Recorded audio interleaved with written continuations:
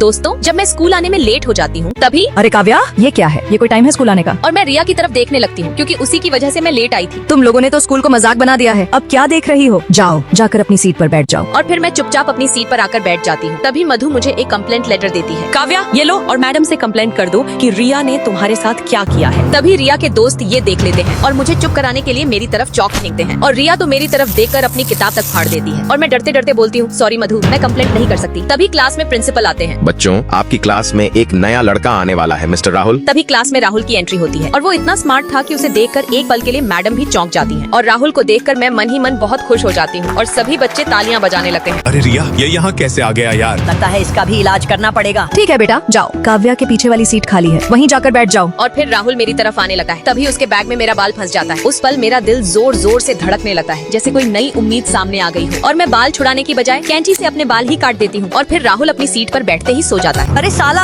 इसको कोई कुछ बोल क्यों नहीं रहा? तभी स्कूल की छुट्टी हो जाती है और सभी बच्चे घर जाने लगते हैं। काव्या, आज तुम अकेले घर चली जाना, मुझे थोड़ा अर्जेंट काम है, मुझे बैंक जाना है। और मधु मुझे अकेला छोड़कर चली जाती है। तभी मेरे पास विशाल आता है और मुझे जोर से धक्का देकर गिरा देता है। क्यों रे? सुना है तुम मेरे खिलाफ मैडम से कंप्लेंट करने वाली थी। उस दिन तो बच गई थी, लेकिन आज देखती हूँ तुम्हें कौन बचाएगा। तभी राहुल आकर मेरे सामने खड़ा हो जाता है और बोलता है, मैं भी देखता हूँ आज किसकी हिम्मत है जो इसे हाथ लगाएगा। अरे पिछली बार की तरह नहीं है राहुल, इस बार तुम्हें तुम्हारी औकात दिखा देंगे हम लोग। तभी विशाल राहुल को मारने की कोशिश करता है, लेकिन राहुल उसका हाथ पकड़कर जोर से मोड़ देता है और उसे नीचे गिरा देता है। ये देखकर रिया घबरा जाती है। तभी अमन भी राहुल पर हमला करता है, लेकिन राहुल उसे भी टेबल पर पटक देता है और उसकी आंखों में पेन मारने ही वाला होता है। तभी रुको राहुल, तुम्हें मेरी कसम है, तुम इसे नहीं मारोगे। काव्या, कैसी बातें कर रही हो? इसने तुम्हें हाथ कैसे लगाया? आज मैं इसे छोड़ूंगा नहीं। तभी विशाल रिया के पास जाकर बोलता है, अरे रिया, मेरे भाई को बचा लो, नहीं तो राहुल उसे जान से मार देगा। मुझे बचा लो प्लीज, मुझे बचा लो। ओ राहुल, अमन को छोड़ दो, नहीं तो मैं प्रिंसिपल से कंप्लेंट कर दूंगी कि तुम्हारे और काव्या के बीच चक्कर चल रहा है। और इतना बोलकर रिया वहाँ से चली जाती है। थैंक यू राहुल, अगर आज तुम नहीं होते तो ये लोग मुझे बहुत परेशान करते। दोस्तों, सच्चा इंसान वही है जो गलत के खिलाफ खड़ा हो और सही का साथ दे। अगला पार्ट देखने के लिए सब्सक्राइब कर लीजिए और कमेंट में नेक्स्ट पार्ट लिखें।